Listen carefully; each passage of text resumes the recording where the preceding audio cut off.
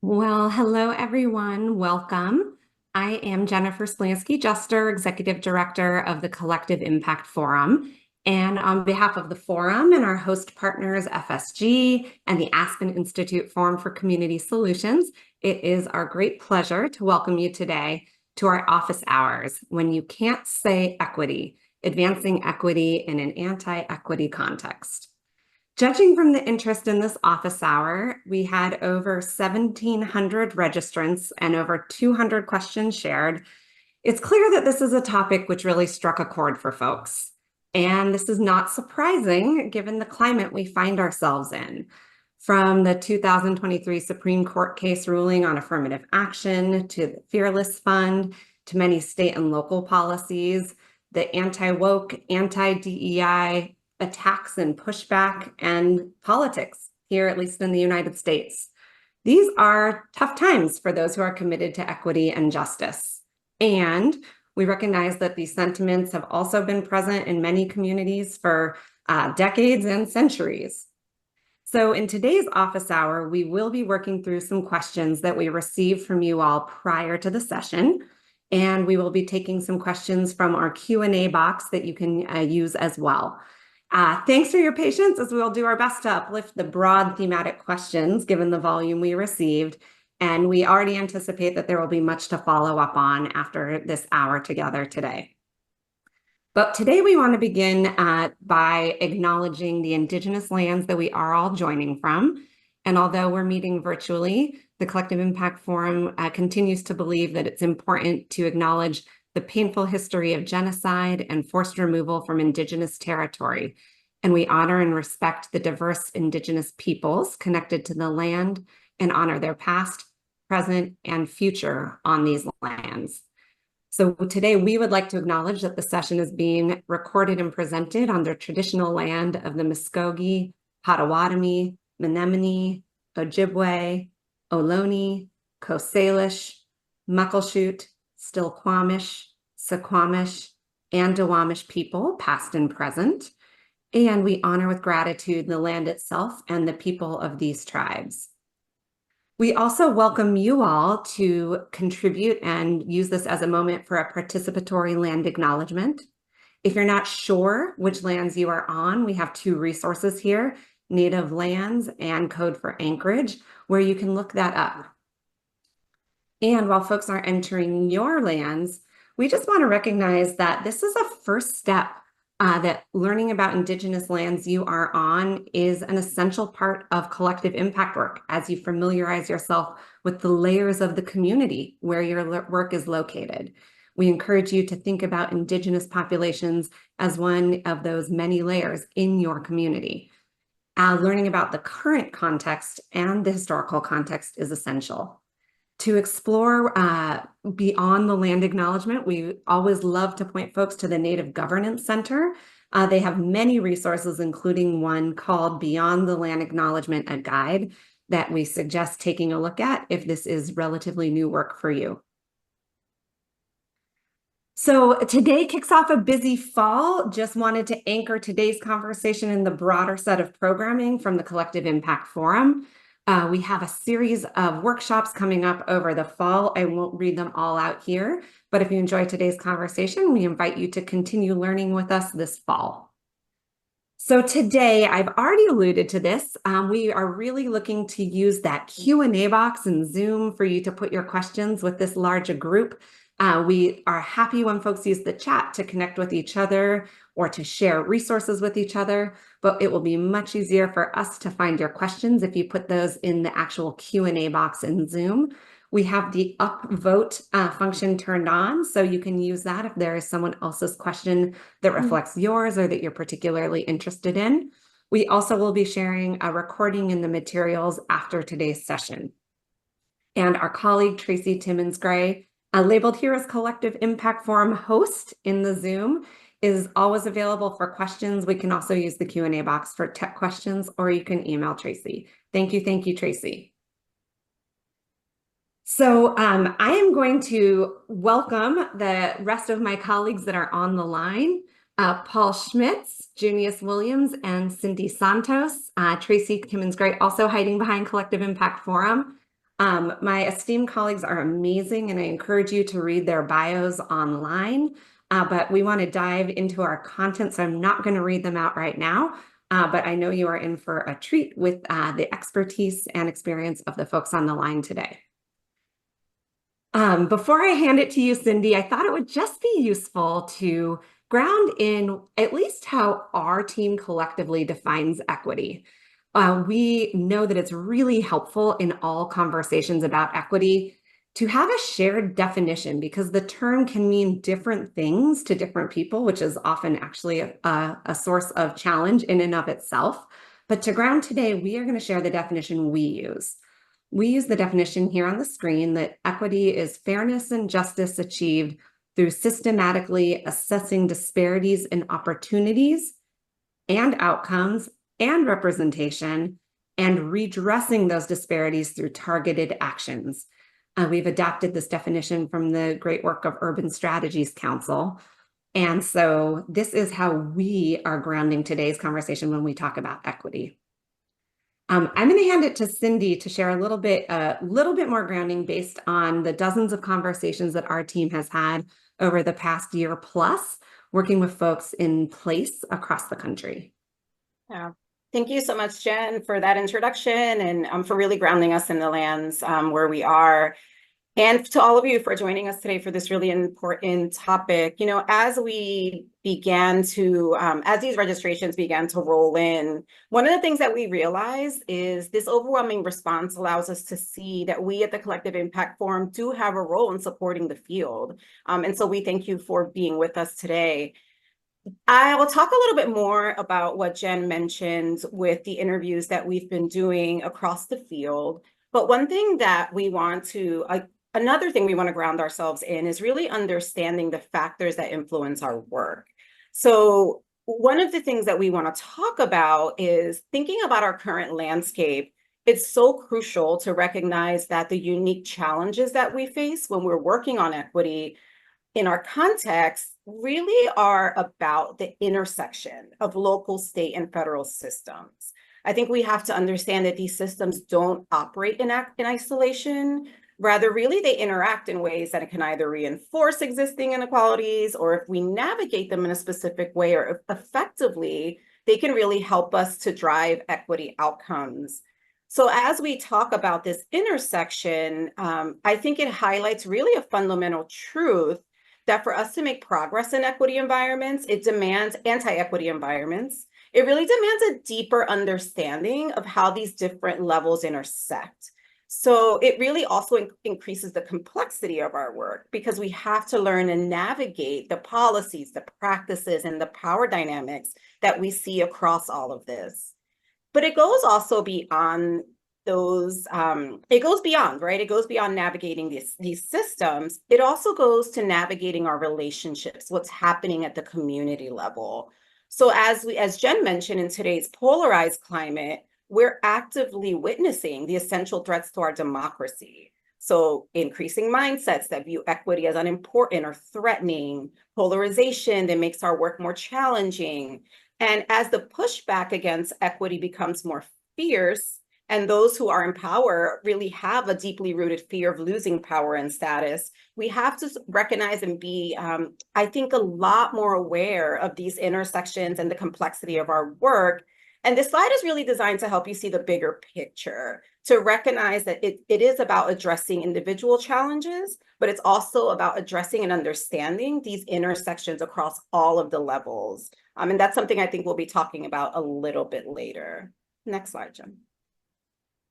So as Jen mentioned, in response to requests that we began receiving from the field over the past year or more, we began to ask ourselves, what more do we need to know about the experience of practitioners? What more do practitioners need in order to continue the work?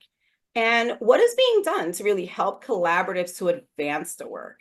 So we talked to practitioners across demographic areas. We spoke with philanthropy. We spoke with those leading collective impact networks.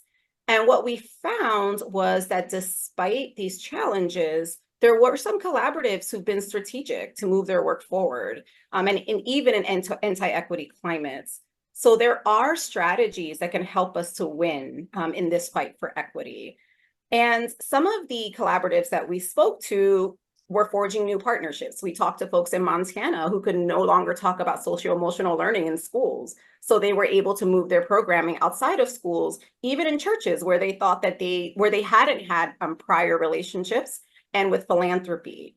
We learned from folks doing language and communications work in places like Texas, where they considered language, they changed their framing, they changed their narrative, and they've really been strategic about doing that to their context.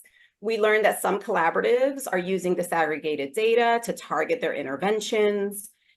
We also learned that there's burnout in the field. The work is hard, despite, and I think compounded by things like racial reckoning, the pandemic, where we are right now with anti-equity.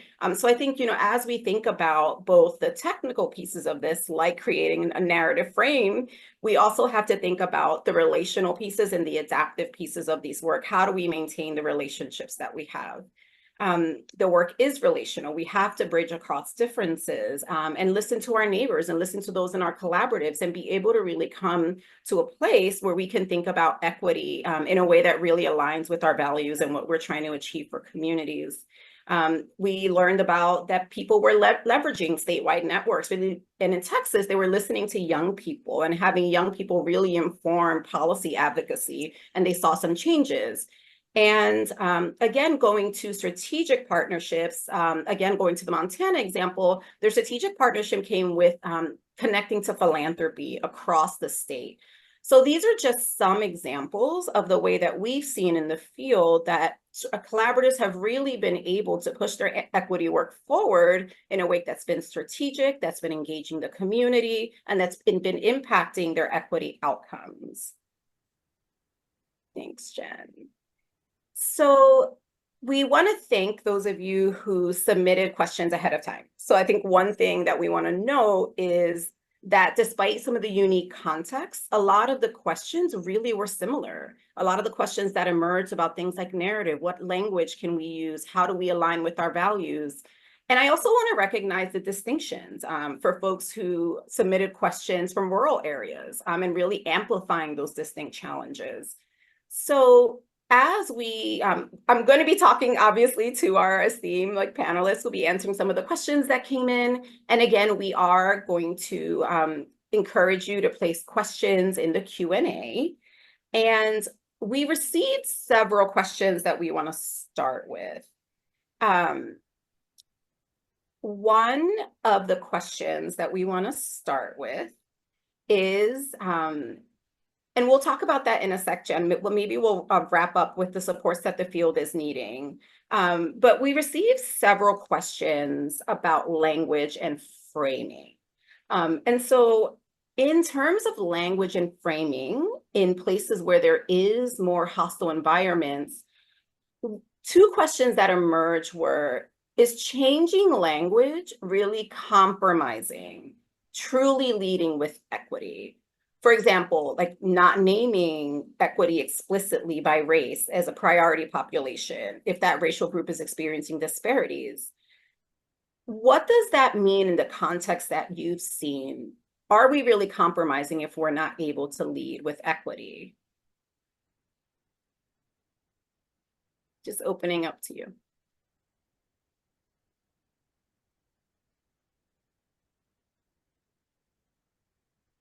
Go for it, Paul. I'll start and say that I think that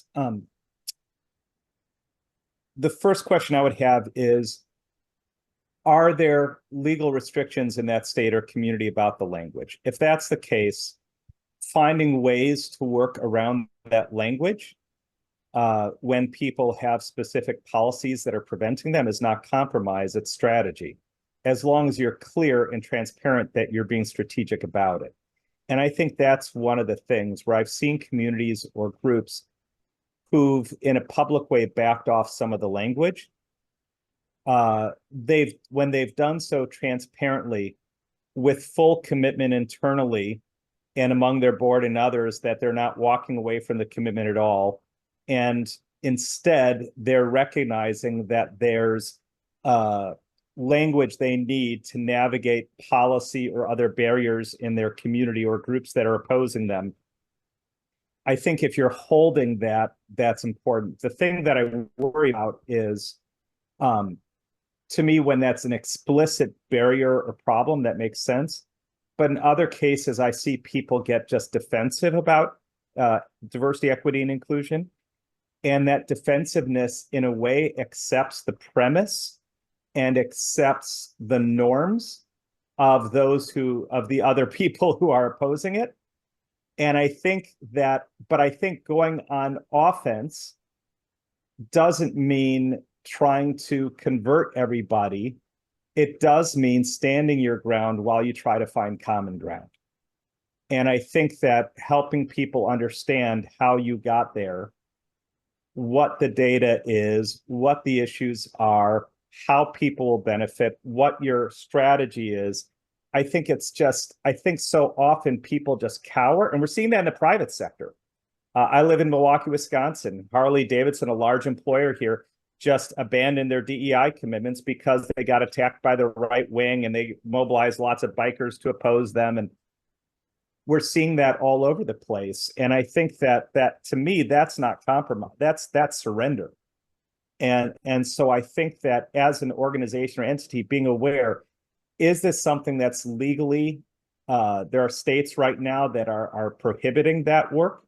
And if that's the case, we have to find a way to work around the language while we hold the commitment. And as long as we're clear what we're doing, we're transparent about how we're navigating it, that our employees, our board members are all clear how we're doing that, and that our commitment to the principles and ideas and the overall outcomes is there. And then, as I said, don't give up on playing offense. Don't accept the premise and arguments of the others. That doesn't mean arguing with every troll out there. That doesn't help. But it does mean making the case proactively and continually for this work and for addressing those concerns of society.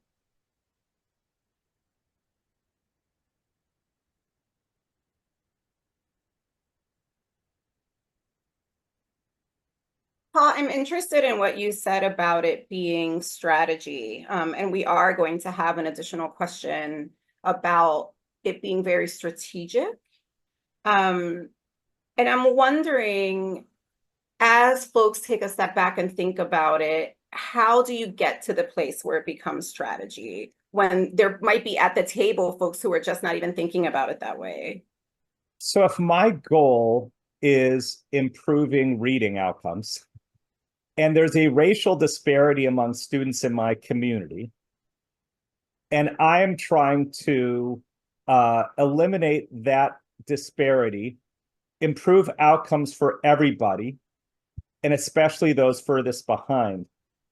If I am explicitly working on ways to shift language in order to produce that outcome, I'm still working towards an equitable outcome. I'm working in ways that likely are equitable. I'm internally making sure our teams and committees are upholding those principles that aren't regulated by any structure. But I understand that the school district has restrictions from their state on how they can talk about and the language they use. If I'm doing those things, then that strategy, if my strategy in that case is not trying to convert the far right wing in that community to something that they're not going to convert to, my strategy is to produce the outcomes and stand up for these principles and ideas, while at the same time finding ways to help people and help partners navigate a system that's created a new barrier for this work. But again, not telling partners, oh, we're afraid of this but saying we're opposed to it. We're going to keep fighting against this policy, and we're still going to try and achieve equitable outcomes. And the way we do that is by continuing these strategies. So I think it's that idea of just keeping your line of sight on your ultimate outcomes and strategy and the equity that's baked in there. And if you have to shift language with some audiences or publicly in order to produce that, again, I think it's a compromise if you're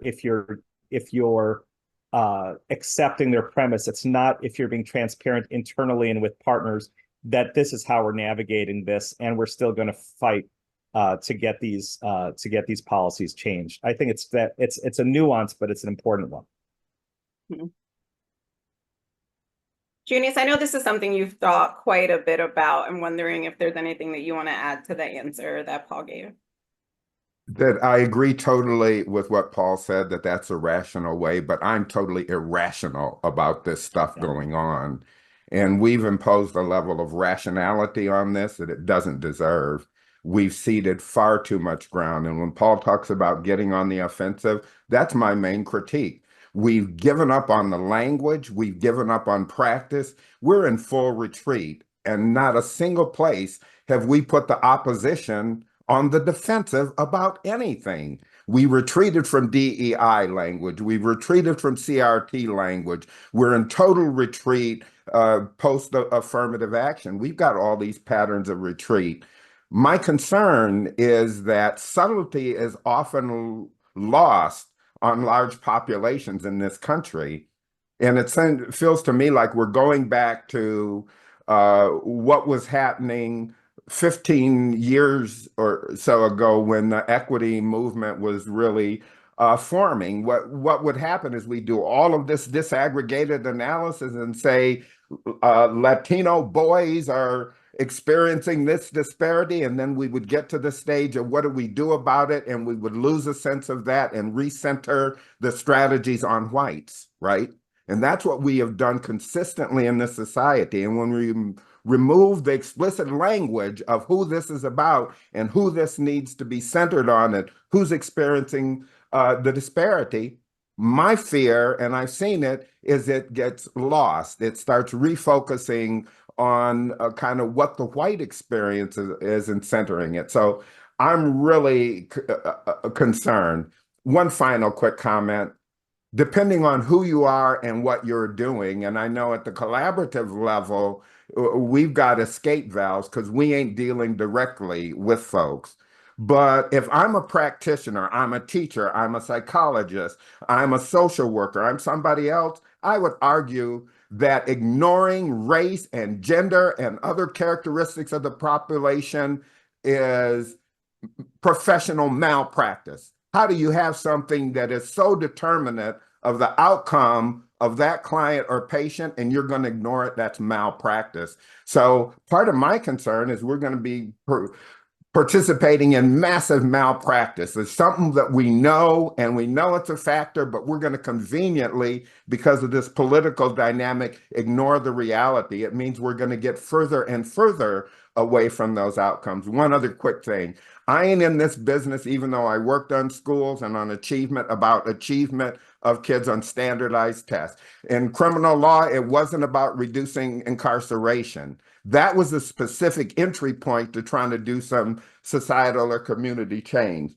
This is about basic justice, fairness. It's about equity in this society. Those are the outcomes, and this stuff moves us further and further away from realizing that goal. But that's my irrational part of me, where I'm resenting the regression that's going on. You got the best advice from Paul about what rational people and how they respond to it, because I've lost my rationality on this.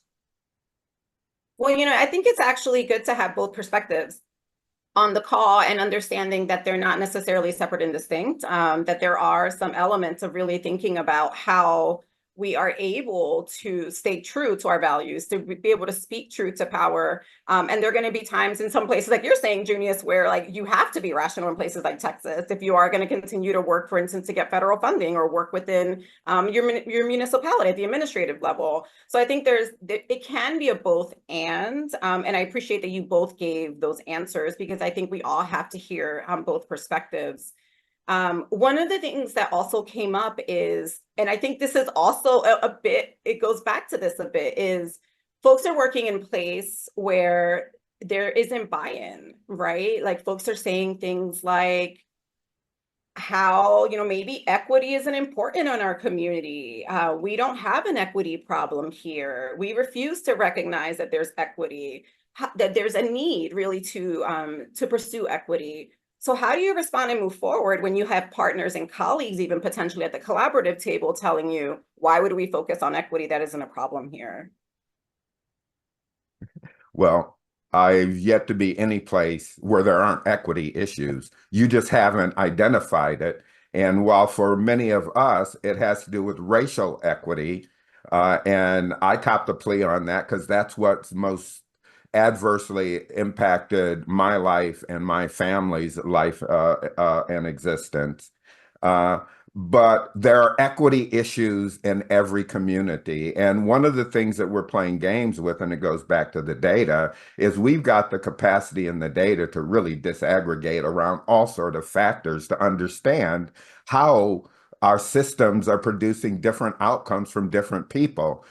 So for me, it's an issue of, no, you just haven't identified. It may not be race, but you've got something going on in your community as a result of the way that we behave in systems and otherwise that's producing unnecessary disparate outcomes for some folks. It may be that rural versus urban in some county. It might be income based. It might be geographic. But there's something going on because it's part of the nature of human beings. And part of what all of this struggle is to get us from immediately translating differences into disparities or the need to discriminate now that somehow that whole process of othering and deminimizing someone else. So for me, it's just a matter, and that's part of, I think, the strategy in some of these difficult places is helping the people to understand what is the equity issue going on there, because there is one there. And then the whole process, there's more than one in most, is prioritizing what you want to deal with. Where the way most of us get to race is, boy, you look at the effects of race compared to damn near everything else, and you say, my goodness, if you have that demographic characteristic, you're going to catch hell. So part of this is a prioritization, and if we can deal with it in the most insidious form of the discrimination that produces disparities, we will learn things that can be applied to other contexts that maybe aren't as vicious. All of them are unacceptable, but some have different sort of impacts on people as opposed to race and ethnicity and gender and some of those characteristics which really prompt the overt patterns of discriminatory behavior against people. Mm-hmm. Yeah, I would just add that I start in any community with the question, are we committed to everybody's success? Do we want everyone to thrive? And recognize that to get to all, if we really mean all, then we have to look at every population within the community.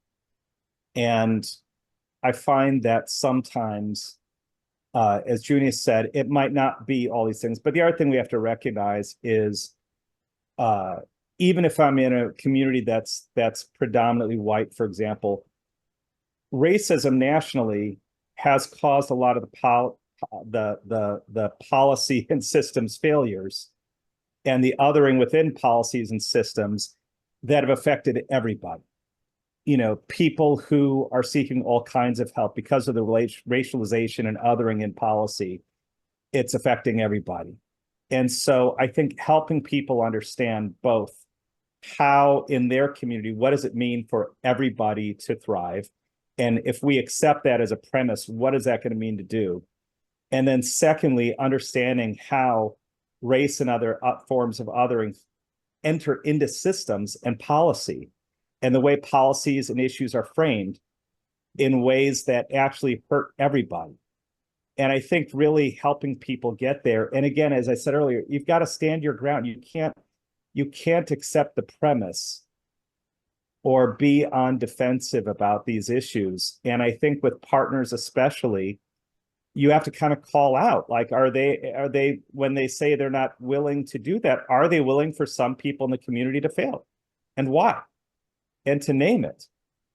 And just not accept that we're, as a backbone or organization or network, we're not going to accept anybody's failure, and we're not going to accept policies and frameworks that other any part of our community. And so I think you have to kind of start with not allowing yourself to go on defensive on these things, and to really begin with everybody and what that means in whatever community you're in. You know, I think that's what's interesting is that there's another question that really relates to this that we've seen in places like Texas, is that data is now not becoming as available. Like folks aren't able to get disaggregated data. And so what happens in those instances when we might not necessarily have the data that we need to make the case at the local level, let's say, to make the case that there are these disparities that exist in our communities without really thinking about this in a very sophisticated way. So I'm just curious, like, what your thoughts and if you've seen this happen in other places. Yeah, I have a really interesting kind of experiment going on. I have one client, Canadian, that is gung-ho, full force around equity and implementation, buttressed by a law that says actions that may appear to be discriminatory but are based on remedying past discrimination are legal. See, that's the issue in America, is that we can't go back and correct the pattern. We used to be able to, but legally, based on Supreme Court decisions. So on the one hand, the whole scope of everything is available in the Canadian context. I'm dealing with another client in a state where you can't say equity, and equity is basically illegal. And part of what I'm learning is, because we've been able to push data and the disaggregation and everything, we've got a body of knowledge about how these things impact. So part of what I'm doing is twofold. One, I've gone to national data sets that have disaggregated data down to county or city level, and I'm bringing that into the conversation. You might not want to, but I don't like walking around not looking at the obvious. And so I'm going to look at that. So I'm bringing those data in, and the way that we're trying to use them is saying, what might these data tell us about what's happening locally, and where do we need to be cautious about the local context may be different. But we're trying to extrapolate where we don't have the data and find data where we can, so that people have something that they can do. What is strange is not being able to explicitly have the conversation in the meetings. So a table runs through and there's all this racial disaggregate data. It is like alarming. We just sort of plow right through it as if it weren't there, right? So it's an interesting sort of dynamic. But again, what I'm learning is, how do I bring to bear what I've learned, where I've been able to really exhaustively interrogate the data and understand the patterns, back to situations where they don't have the data or aren't allowed to interrogate the data. I'd make one other point that everybody should know around all of this surrogacy stuff on indicators, income, geography, all of these other things. The research data will demonstrate, when you do sophisticated multiple regression analysis, is that race and ethnicity are persistent factors that are not explained by income, geography, or anything else that anybody wants to throw. So you're going to have a race effect that's there, that you're going to have to figure out how to deal with, no matter what you do from a socioeconomic standpoint. You know, one of the things that I'm thinking about also, and we do want to move into the Q&A because there's some really great questions, is I'm curious about the role of storytelling. I know that in some communities, for instance, we think about some of the communities that my colleagues have worked with, and they've been able to really, where there wasn't data, really address, really bring storytelling to the forefront. So I'm wondering if you've seen any examples where you've had storytelling as a way for folks to really think about what's happening in their community. Cindy, you may be thinking of the same example I am, a community in Northern California, a large Indigenous population that turned to empathy interviews and really bringing some design thinking into uplifting the stories of the Indigenous community that had not been heard by many outside that community. And in an ideal world, you would have a pairing of the stories and the data together to complement each other. But in the absence of the ability to disaggregate or identify some of the data more quantitatively, this is one, sample size one, this is one community that really points to the power of using empathy interviews as an opening to then build connection across folks and have people see the experiences of those who they may have seen as other in new and different ways. And so I'm not sure if that's the example. You're welcome to bring other examples in, but that is something I would add. One other thing that I have just seen just on the previous question before we get too far off, this is definitely not going to work in all contexts, but another way to approach kind of the proxy conversation that I've seen communities use is shifting the population focus slightly of the, in a strategic way that still gets largely to the same young, in population that you're intending to benefit. So for example, to a shift to working with young people in the juvenile justice system or in the child welfare system, you say, okay, we're going to focus on these young people. We know the data nationally and in many places tells us disproportionate representation of, for example, folks of color. And so if that is the population you want to target, perhaps not just framing it as, well, our work, we really need to dive deep on, justice involved young people. So kind of a different way at getting at the same population is a strategy I've seen some communities using. Thank you, Jen. I really appreciate that we were able to both give some examples from Del Norte, which is the community that you read my mind, around systems thinking and the 4 voices of design. That's something that we put into the chat. And Junious, thank you so much for what you bring to the conversation. Paul, were you going to say something? I'm good for right now. Thank you. Yeah. Okay. So I got a lot of questions. Yeah, we have so many questions, and I do want to jump to one. The first one is, as one of the things that we mentioned on the slide was about burnout, right? And one of the quotes when we were talking to folks is that collaboratives are not getting to the work of collaboration. They're just really trying to figure out, like, on the back end, how do we even begin to collaborate when we're so exhausted, we're so burnt out? And this is just another layer, right? Really having to address these equity issues within the collaborative.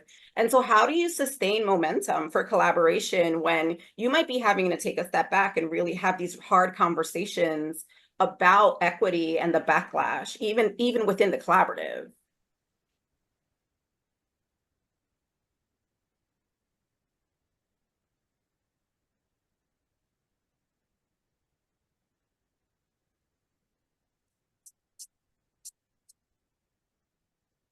Obviously, I asked an easy That's a tough one. question. Yeah.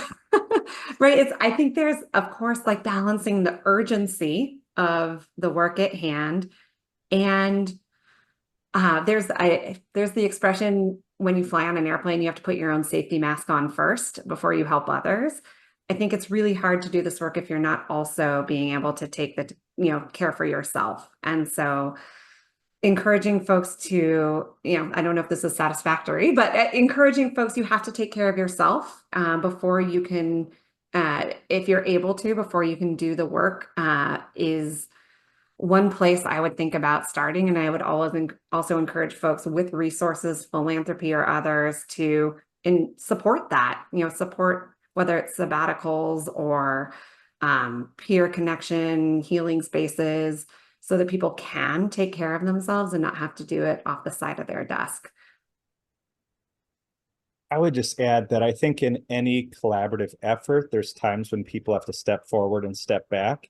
And I think sometimes when it's just a step back, that's ghosting, that's not helpful. When it's a step back with some boundary on it, if I'm saying, listen, I need, like the next 2 months, I need to back off a little bit. I need to catch up on some other things. And I'm a little burnt out from this.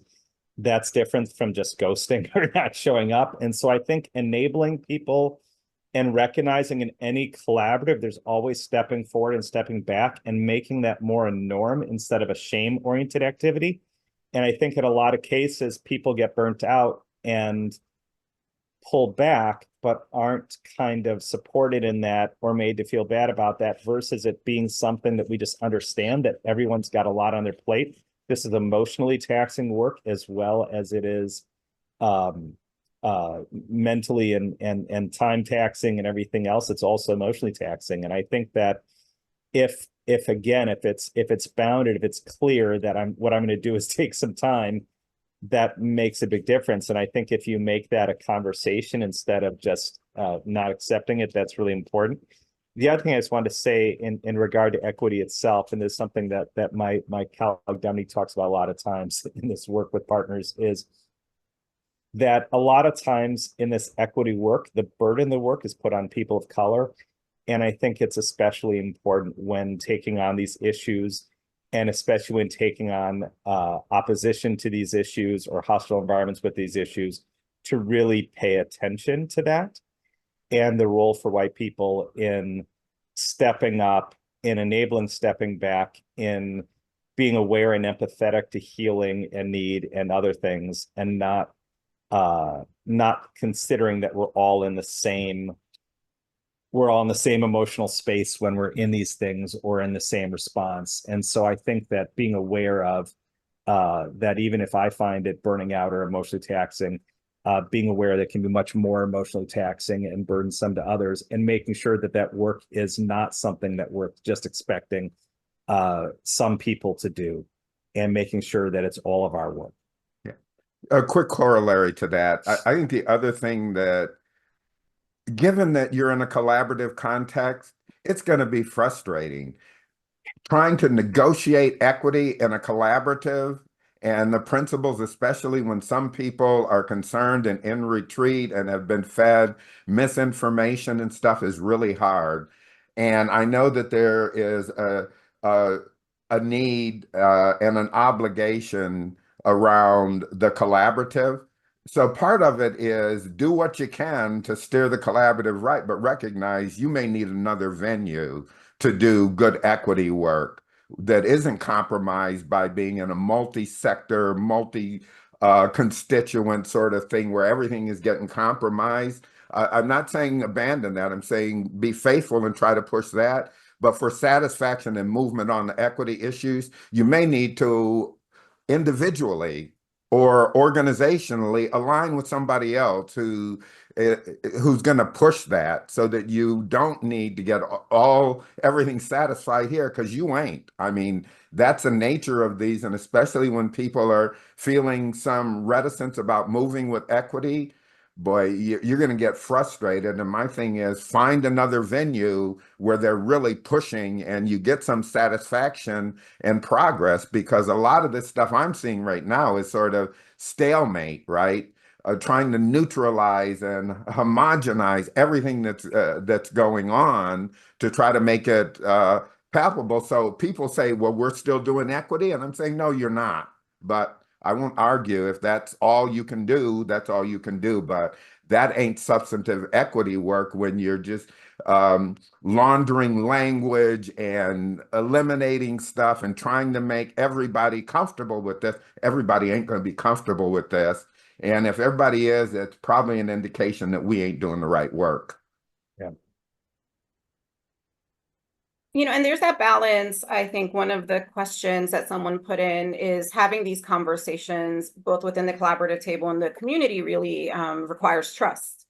And I'm curious if you just have any examples of why this requires deep trust, and any examples of really building trust within the community to open up space for us to have these conversations and potentially move into some bridging work if that's what's appropriate in our community.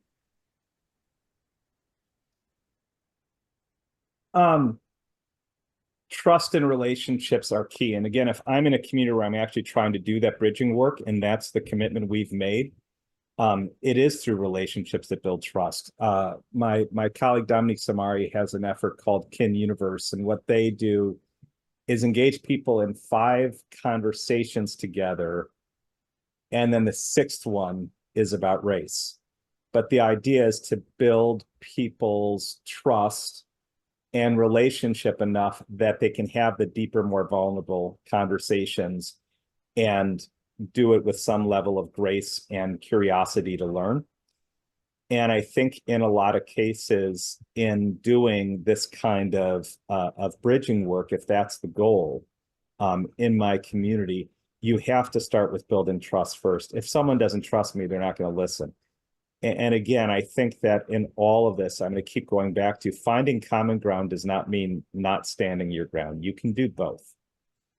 It's just figuring out where that connection is and finding the bridge. but it doesn't mean backing off and accepting the premise and being on defensive about this work. As Junious said earlier, I think the most dangerous thing people are doing right now is being defensive about this work versus recognizing that we've got to be on offense, and that offense might mean, again, that we're making certain compromises at certain times for strategic reasons, but it never means backing off the principles and ideals that we have. And there are two things that come up, again, talking about building that trust with the community, building that trust within the collaborative. And with leadership, one of the things that we always talk about is power, right? Positions in power. And there's a difference between saying that you don't understand the importance of equity and just trying to maintain the status quo, right? Because if you don't understand the importance of equity, you can then say, we're just going to maintain the status quo. And so when you have leaders who say they don't understand equity, or you realize that they're just trying to really protect the status quo. We talked a bit about data, and I'm wondering, when it comes to power, how might you address an issue like this when it is really rooted in power?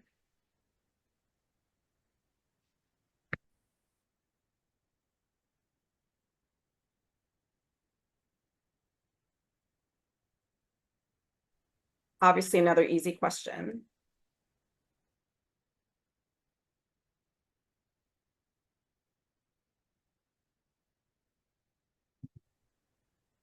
Yeah, I'm just hesitant because if you've conceded this much, how can you jump back into the power dynamic? I mean, because that goes to the heart of it. And for me, that issue is, how are we redistributing power around that table, and who's being invited to share power? So whether it's race or age or gender or sexual or whatever it is, how are we redistributing power at the table? And it goes specifically to identity groups. I mean, based on who's experienced being excluded from it. So for me, it's just really hard to talk about power without getting directly back into the equity that we're not supposed to be talking about. And that's why I'm so concerned about these conversations when you eliminate it. There, to me, and I've only been in a couple because I don't work a lot in places where you can't do this, they're a little disorienting. What in the hell are we really talking about when you lose all of the anchors that we know around how we've excluded people? What's the conversation when all that's removed? It's sort of a vacuous conversation about where people live that we sort of know is about race, or income that we sort of know about race, but we're avoiding it. I just think it leads to very convoluted sort of conversations that don't get to specific strategies and interventions that are going to help us to improve outcomes and conditions for kids and families or whoever we're working with. So that's a hard. I'll make one other point. The part of the context, and this goes back to the offensive and defensive thing. Where's our offense? People, even allies to folks around equity, are starting to have questions, right? Because the misinformation and stuff, we've sort of abandoned everything. I don't see us putting a lot of stuff out there to encourage and to support people the way that the other side has, and they're being bombarded. So one of the things I'm finding need to do is even in solid Bay Area places where we know we're in the bubble and it's progressive and stuff, people have been impacted by that and are starting to have questions. We're doing all this equity related stuff. Should we be discriminating against people? And all of that stuff is, even people who've made a commitment and are trying to do work now have questions. And to me, it's because we're not on the offensive at all. We're not putting out positive messages about DEI and about equity. The closest we got, and I was really encouraged by this, although none of us are doing very much with it, what happened with all of those Zoom meetings after Kamala's announcement? that was the closest that we've gotten in my memory of sort of recognizing that we're kind of this multi-racial, multi-ethnic, multi-identity sort of society. And it's okay for people to get together in that group and get their act together about how they want to respond. That was encouraging to me around in the face of all the DEI stuff where people are afraid to say anything, that all these groups came out and says, here's who I am or who we are, and we support them. And it's okay for us to have that identity and meet within that identity and figure out what we have in common to support the broader societal sort of goal related to the election. Thank you for that answer. And Jen, do you want to jump in? Yeah, I was just going to say one thing. I know, we enter this conversation as the Collective Impact Forum, and some folks are, many of you are likely deeply engaged in collective impact work. And we always want to recognize that this kind of place-based collaborative work happens in the context of other work happening in your communities and more broadly. So mobilizing, base building, organizing, legal work. And I think a lot of Junious, what you're talking about for a collaborative is understanding what of that work is happening in your community and what role can your collective play in amplifying that work, connecting to that work, supporting that work, making connections for folks doing the work. Not everything can or should happen in the collective or by the collective. But I often find that folks are pretty isolated from that work in their communities. Folks doing collective impact work really separate from the work of organizers. And so I'd encourage you, if you don't already know, to better understand that like social change, justice landscape where you are, and think about how to connect to that. Mm-hmm. Jen, that's absolutely right. And I remember a conversation I had with someone at the Building Movement Project that talked about what their role potentially is as organizers. And my question was, do you think you have a role at the collective impact table?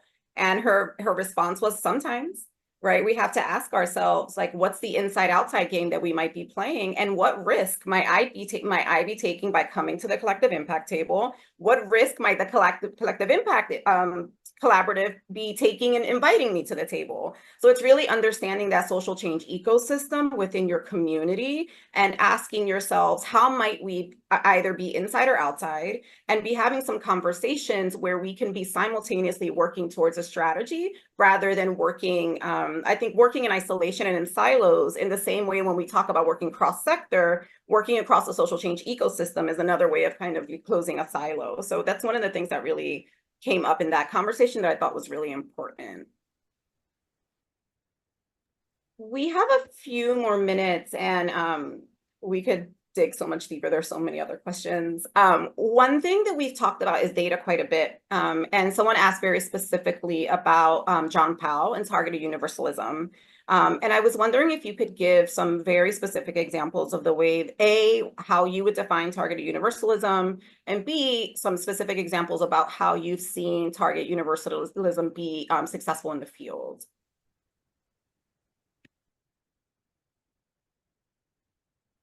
In 2 minutes or less.